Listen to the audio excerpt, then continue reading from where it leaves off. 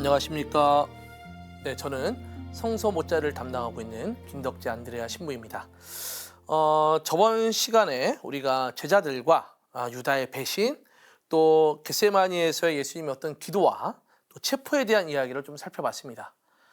이 속에서 마테오는 하나님 아버지의 뜻이 이루어지기를 기도하셨고, 유다에게 친구라고 부르면서 그가 회개하기를 바라는 마음을 전달했다라고 말씀드렸습니다.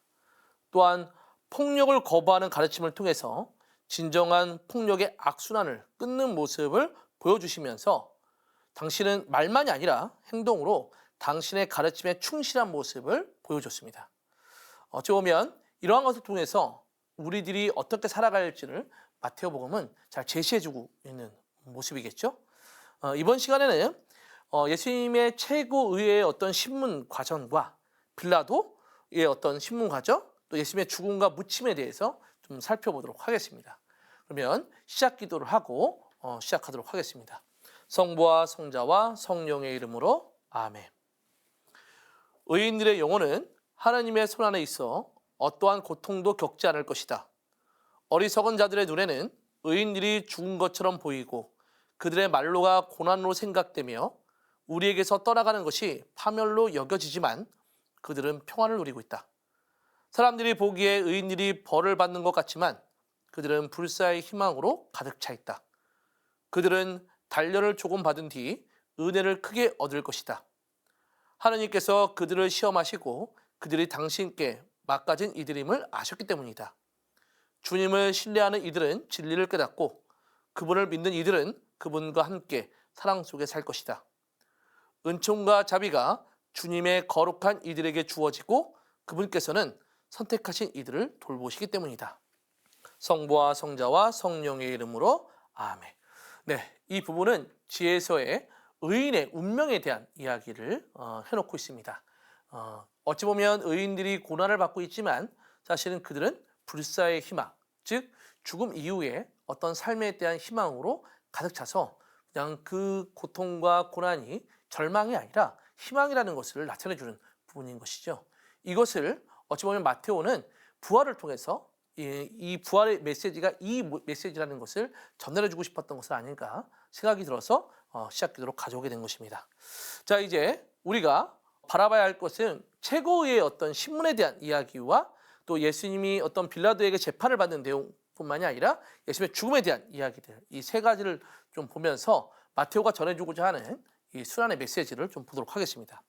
자, 첫 번째는 최고의회의 신문입니다. 마테오는 최고의회의 신문의 이야기를 전해주면서 신명기 17장 6절과 18장 16절에 나타나는 내용을 연상케 하는 장면이 들어가 있습니다. 신명기 17장 6절은 둘이나 셋이 증언이 있어야 그를 죽일 수 있다라는 것을 전달해 줍니다. 마르코는 사람들이 예수님에 대한 거짓 증언이 많았지만 서로 들어봤지 않았다라고 말하지만 마테오는 두 사람이 나서서 이렇게 증언했다라는 것을 마테오는 전달해 줍니다. 두 사람이 증언한 것이죠. 아까 앞에서 봤던 신명기 17장 6절에 대한 이야기를 떠오르게 만든 것입니다. 그런데 이 사람들이 증언했던 것, 나는 하나님의 성전을 허물고 사흘 안에 다시 세울 수 있다라고 이자가 말했다라는 것인데, 마르코 순환기에서도 말씀드렸지만 이 이야기는 즉 요한에만 있지 마테오에서도 예수님이 이 말을 한 적이 없습니다. 그래서 그들의 말은 거짓 증언이 되는 것입니다. 오히려 마테오는 예수님을 군중의 환호를 받으며 예루살렘 성전에 당당하게 들어가서 부패한 성전을 정화하고 눈먼이들과 절름거리는 이들에게 성전문을 개방하는 모습을 제시해 주었습니다. 또한 일부 유다교 전승에 따르면 메시아 시대가 도래할 때 정화를 위해 성전 파괴와 재건축이 있을 것이라고 믿었던 증거가 있습니다. 결국 예수님이 성전을 위협했다라고 하는 거짓 주장은 역설적으로 예수님이 메시아임을 드러내는 증언으로 쓰이게 될 수 있다라고 볼 수 있죠. 또한 대사제는 이런 명령을 합니다. 살아계신 하나님 앞에서 맹세를 하고 당신이 하나님의 아들 메시아인지 밝히라고 명령합니다. 그런데 예수님의 어떤 상상설계의 말씀을 또다시 떠오르게 만듭니다. 뭐냐면 아예 맹세하지 말라라는 것이죠. 이 맹세는 베드로도 똑같이 보여줍니다. 베드로가 사람들에게 당신이 예수님의 제자라고 이야기할 때 베드로는 맹세까지 하면서 나는 그 사람을 알지 못하오 라고 하고 부인하였다라는 것입니다. 결국 대사제와 베드로는 예수님의 가르침을 거부하는 인물이 되고, 또한 베드로는 예수님의 가르침을 알고는 있지만 그 말씀에 충실하지 못한 인물로 드러나고 있습니다. 또한 어찌 보면 이 맹세는 그들을 통해서 자신들의 거짓을 가르기 위한 수단으로 활용되고 있음이 드러납니다. 그래서 그리스도인들은 예수님의 가르침대로 아예 맹세하지 않아야 하는 것이고, 예할 것은 예하고 아니요 할 것은 아니요 하라고 하는 이런 가르침을 새겨들을 필요가 있습니다. 여기서 또한 마테오가 전하는 수석 사제들과 원로들, 또 율법학자들의 모습을 살펴보면 이들은 그 당시에 최고의 지도층으로서 백성들에게 하나님을 잘 경배하고 하나님의 가르침을 지키도록 이끄는 지도자들입니다. 그러나 이들은 오히려 예수님을 시기하였고 이 시샘으로 예수님을 죽음으로 몰고 갔습니다. 그러나 그들은 책임을 지기보다는 회피하려는 인물들입니다. 유다가 뉘우치고 은돈 30입을 수석 사제들과 원로들에게 돌려주었지만 이들은 즉 우리와 무슨 상관이냐, 그것은 내 일이다 라고 하며 책임을 회피했고, 또 사람들을 선동해서 그 사람의 피해에 대한 책임은 우리와 우리 자손들이 질 것이오 라고 백성들을 응답하게 만든 후에 그들은 예수님의 부활을 은폐하기 위해서 경비병들을 매수하고 있습니다. 또한 그들은 예수님의 죽음 앞에서 하나님을 신뢰한다고 하니 하나님께서 저자가 마음에 드시는지 지금 구현해 보시라지 나는 하나님의 아들이었다 하였으니 말이야 라며 하나님까지도 조롱한 인물들이 바로 수석 사제들과 원로들임을 마테오는 명확하게 밝히고 있습니다. 결국 그들은 자신들의 책임을 회피하면서 하나님께 충실하지 못한 인물이며 오히려 위선적인 인물들임이 마테오를 통해서 드러나게 됩니다. 또한 이는 악인들의 생각과 비슷합니다. 우리가 지혜서에서 우리가 저번 시간 시작 기도로 바쳤던 지혜서 2장 18절부터 20절에 그 이야기죠. 즉 의인들이 정녕 하나님의 아들이라면 하나님께서 그를 도우시어 적재자들의 손에서 그를 구해주실 것이다. 그러니 그를 모욕과 고통으로 시험해보자 라는 것이죠. 이에 비해 예수님은 성전 정화 사건을 일으키고 성전에서 눈먼이들과 절름거리는 이들이 다가오자 그들을 고쳐주면서 오히려 구원이 필요한 이들을 도와주시는 사랑과 진리를 보여주시는 인물로 마테오는 묘사하고 있습니다. 이를 통해서 우리는 어떤 삶을 살아야 하는지 생각해 볼 수 있겠죠. 즉 위선보다는 사랑의 실천을 통한 진실된 삶을 추구해야 한다는 것입니다. 이렇게 거짓 증언이 난무하는 최고의 상황에서 예수님은 침묵을 짓고 계십니다. 그러나 하나님의 아들 메시아인지 밝히라는 대사제의 말에 예수님은 나는 너희들에게 말한다. 이제부터 너희는 사람의 아들이 전능하신 분의 오른쪽에 앉아있는 것과 하늘의 구름을 타고 오는 것을 볼 것이다 라고 하는 것을 응답하십니다. 이는 메시아가 하나님의 오른쪽에 앉아서 심판한다는 시편 110편 1절과 하늘의 구름을 타고 내려온다는 다니엘서 7장 13절부터 14절을 연상케 합니다. 이는 예수님이 미래의 심판자 사람의 아들을 오셔서 그들을 심판하고 심문하실 것임을 암묵적으로 드러내고 있다라고 볼 수 있습니다. 여기서 마테오는 이제부터라는 부사를 덧붙이고 있는데, 그러면서 예수님의 죽음 이후 무언가 일어날 것 같은 기대를 품게 만듭니다.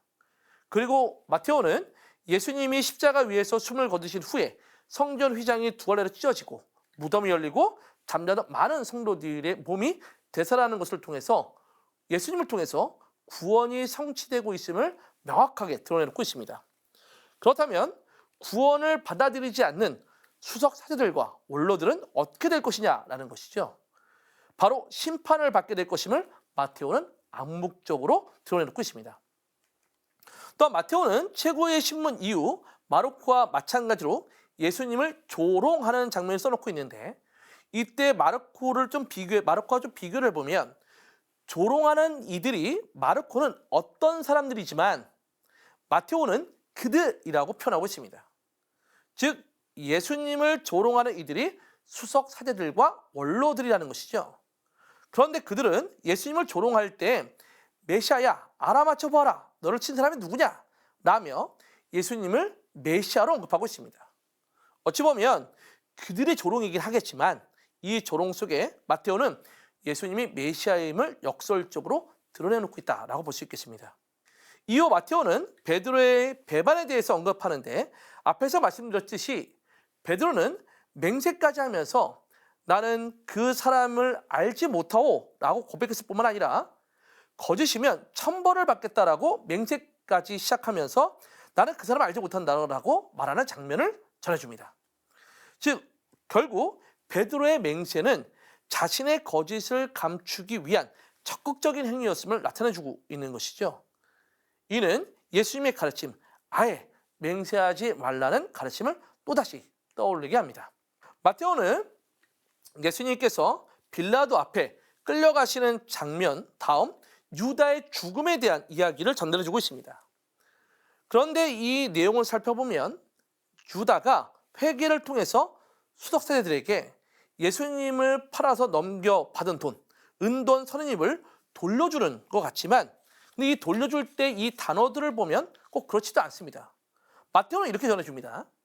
그때 예수님을 팔아넘긴 유다는 그분께서 사형 선고를 받으시는 것을 보고 뉘우쳐서 은돈 30입을 원로들에게 돌렸다는 것인데 여기서 뉘우치다는 단어를 보면 마테오는 회개하다라는 의미를 갖고 있는 메타노에오라고 하는 단어를 쓰는 것이 아니라 뉘우치다고 하는 메타멜로메 또 메타멜로마이라고 하는 단어를 씁니다.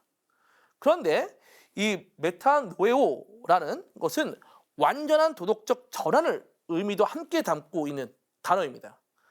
그거에 비하면 메타멜로메라고 하는 마음, 이것은 마음 또는 결정적인 변화일 뿐이지 회개와 참회와 같은 종교적인 뜻을 갖고 있는 것은 아닙니다. 결국 유다는 마음을 바꾸었지만 회개를 통한 마음의 변화와 삶을 변화시킨 것이 아님을 드러내놓고 있는 것이죠. 이렇게 볼 때 회개란 단순한 마음의 변심이 아니라 삶의 완전한 변화인데 이 삶의 완전한 변화는 사랑과 자비의 체험 속에서 이루어지는 것은 아닌지 묵상해 보게 됩니다. 왜냐하면 나중에 보게 되겠지만 루카는 베드로를 위해 예수님께서 기도해 주셨다는 것을 전해주는데 어찌 보면 베드로는 자신을 위해서 기도해 주신 예수님의 사랑과 자비를 느꼈기에 회심해서 어찌 보면 순교의 길을 간 것은 아닌가 생각해 볼 수 있겠습니다. 또 이제 여기서 유다의 고백이 있는데 즉 죄 없는 분을 팔아 넘겨 죽게 만들었으니 나는 죄를 지었어 라고 고백합니다. 여기서 죄 없는 분이라고 번역이 되어 있지만 원문을 따져보면 아이마 아톤노라고 하는 이야기를 쓰는데 이것은 무지한 이의 피입니다. 그런데 신명기에 따르면 무지한 사람을 살해하는데 돈을 받으면 저주를 받는다고 규정되어 있습니다. 신명기 27장 25절입니다. 그래서인지 수석 사제들과 원로들은 유다가 던진 이 돈이 바로 무지한 이의 피해값이기 때문에 그 돈이 부정하다고 여겼다라고 볼 수 있습니다.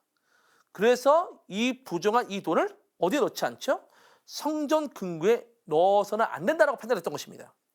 여기서 그들의 위선이 드러나고 있는 것이죠. 결국 그들은 예수님이 바로 죄가 없음을 알고 있었고 자신들이 거짓 증언으로 그에게 죄를 뒤집어 씌웠음을 간접적으로 인정하고 있는 것입니다. 그럼에도 자신들이 성전 금고에 부정한 돈이 들어가지 않겠다며 거룩한 척 위선의 모습을 보여주고 있습니다. 이제 빌라도는 예수님을 신문하는데 최고의회에서는 예수님께 당신이 하나님의 아들 메시아인지 밝히시오 라고 말했지만 빌라도는 당신이 유다인들의 임금이요 라고만 언급되어 있습니다. 이 질문은 종교적인 내용을 담고 있지 않기에 빌라도 총독은 예수님이 군중들의 소요를 일으킬 만한 정적인 지도자인지에 대해서만 관심을 보이고 있다는 것을 드러내놓고 있습니다. 이에 예수님께서는 내가 그렇게 말하고 있다라고 말씀하신 후 침묵을 지키십니다. 마테오는 예수님의 침묵을 마르코보다 더 강조합니다. 예수님께서는 어떠한 고소의 말에도 대답하지 않으셨다라며 추가적인 내용을 삽입하고 있기 때문에 그렇습니다. 이는 마테오 복음사가가 직접 인용은 아니지만 이사야의 고통받는 종의 노래를 드러내게 하려는 의도로 보입니다. 즉 예수님을 침묵 중에 학대를 참아내고 많은 사람의 죄를 속죄하기 위해서 바쳐진 그 신비로운 이스라엘의 의로운 이로 대변하게 하라는 의도가 담겨져 있는 것은 아닌가라고 생각해 볼 수 있겠습니다. 이제 예수님은 사형 선고를 받으시는데 마테오는 마르코 복음을 충실하게 따르고 있지만 선택의 문제를 더욱 강하게 언급합니다. 즉 사람들이 모이자 빌라도가 그들에게 내가 누구를 풀어주기를 원하느냐 라고 하면서 예수 바라빠냐 아니면 메시아 예수냐 라는 것이죠.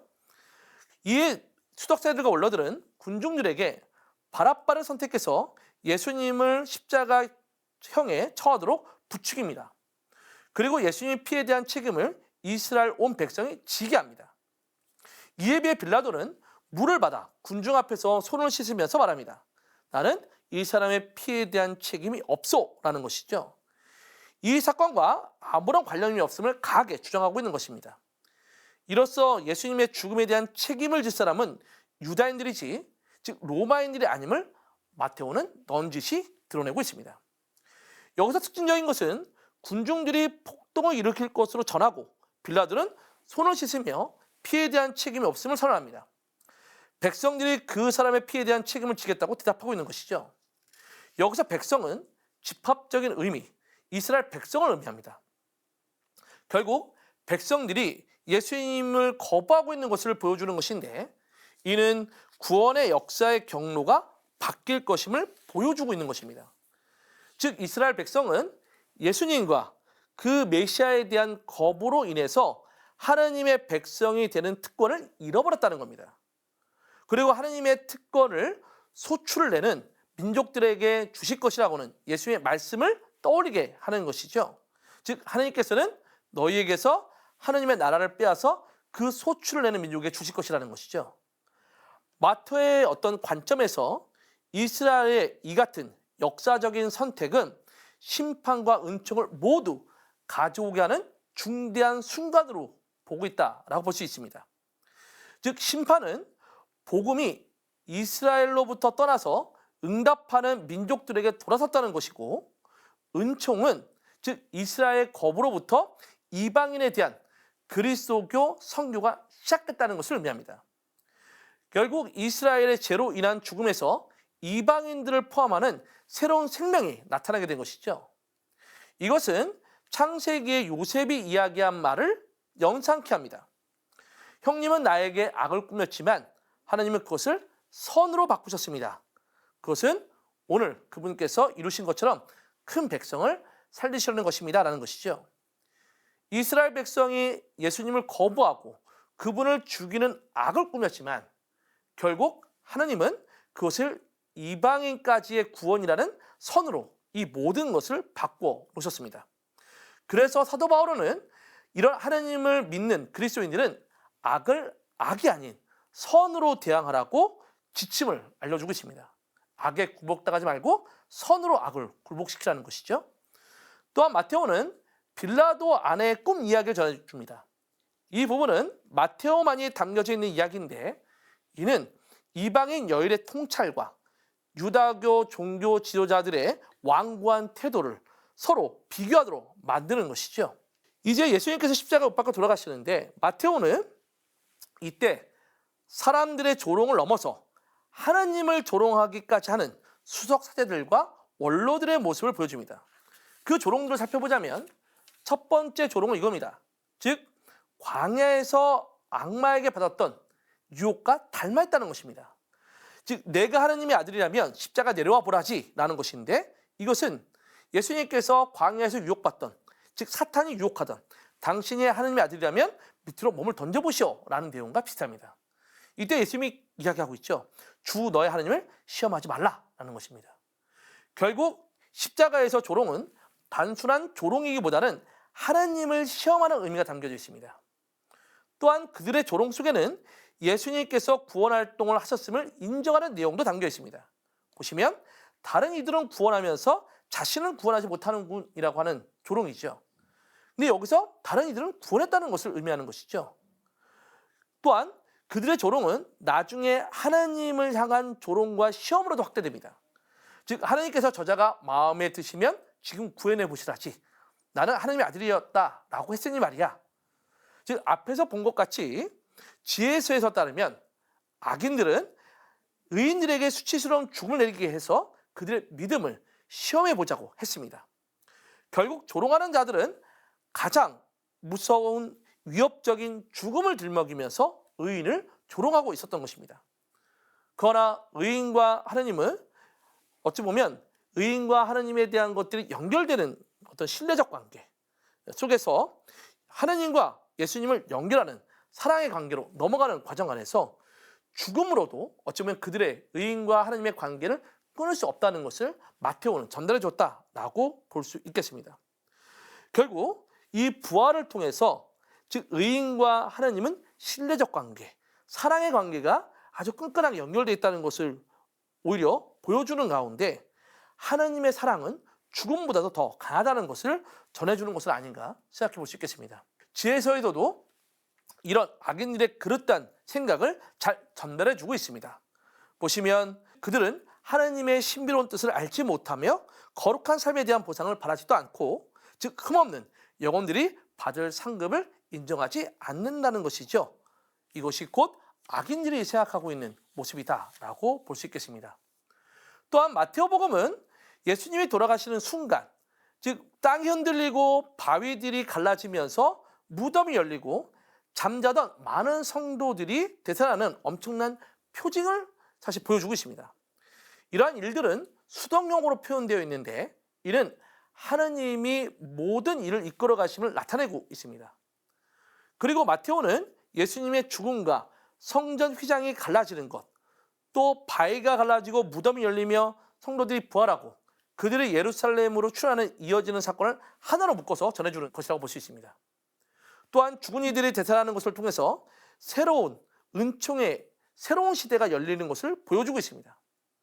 또 많은 성도들의 몸이 되살아나는 마테오의 이 이야기는 에제키엘 37장 1절부터 14절에 바짝 마른 뼈들의 환시에 관한 말씀을 성취하고 계심을 의미한다라고 볼 수 있겠습니다. 여기서 마테오는 예수님의 죽음의 의미를 전달해 주는 것을 우리가 잘 볼 수 있는데 즉 어떤 이들의 눈에는 반역자의 처형처럼 보이겠지만 실제로는 이 모든 것들이 성경과 일치해서 하나님께서 뜻하신 것이었고 예수님의 죽음은 하나님의 구원 계획 안에서 이루어지고 있음을 마테오는 자신의 독자들에게 전해주고 있다고 볼 수 있습니다. 그러다 보니 에제키엘에 대한 이 이야기도 사실은 연상시켜 만든 것이라고 볼 수 있는 것이죠. 정리를 해보도록 하겠습니다. 마테오는 예수님의 성경 말씀을 성취한 하나님의 순종적인 아들이면서 죽기까지 하나님 뜻에 충실한 분임을 명확하게 드러내고 있습니다. 그래서 마테오는 예수님을 모든 의로움을 이루기 위해서 온 힘을 다해서 투신하는 사람으로 묘사합니다. 악마의 유혹이나 적재자들의 적개심, 또 제자들의 망설임에도 불구하고 마테오 복음의 예수님은 흔들림 없이 헌신적인 사명을 수행하면서 의로운 길을 나아갑니다. 순환의 모습에도 마찬가지입니다. 붙잡히는 순간에도 예수님은 폭력을 거부하고 성경 말씀이 반드시 이루어져야 한다고 말할 뿐만 아니라 또한 예수님의 충실함은 이스라엘 백성이 흔들릴 때에도 홀로 하느님께 진실했던 이스라엘의 의로운 이의 특징을 잘 드러냅니다. 결국 순환을 당하면서 변치 않는 예수님의 충실함은 율법이나 예언서를 폐지하러 온 것이 아니라 오히려 완성하러 온 것이라는 것 또한 모든 의로움을 이루는 행위임을 명확하게 마테오는 전달해주고 있습니다. 또한 십자가 위에서 마테오 복음의 예수님은 다른 이들은 구원하면서 자신은 구원하지 못한다면서 놀림을 받았지만 예수님의 죽음 뒤에 일어나는 충격적인 사건들을 통해서 그 조롱들이 거짓이었음을 드러냅니다. 땅이 흔들리고 무덤이 열리는 그리고 죽음 속에 잠들어있던 많은 사람들이 새로운 생명으로 부활함을 명확하게 들어주는 가운데 진정한 구원의 사건을 완성시킨 분이 누구신지를 잘 보여주고 있는 것이죠.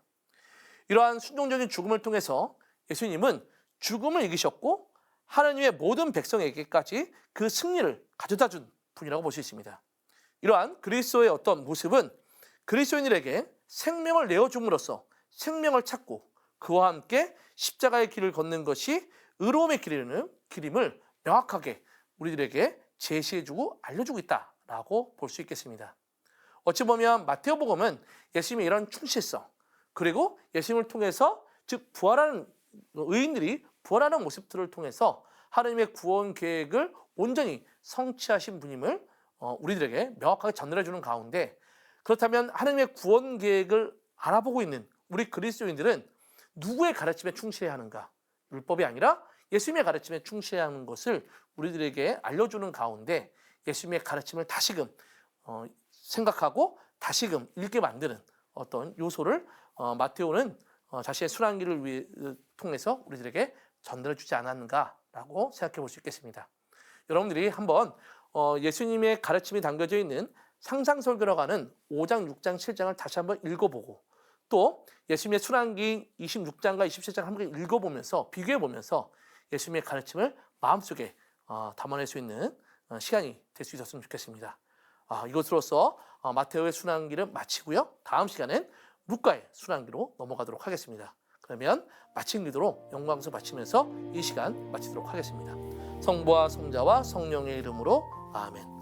하느님 감사합니다. 영광이 성부와 성자와 성령께 처음과 같이 이제와 항상 영원히 아멘. 성부와 성자와 성령의 이름으로 아멘. 수고하셨습니다.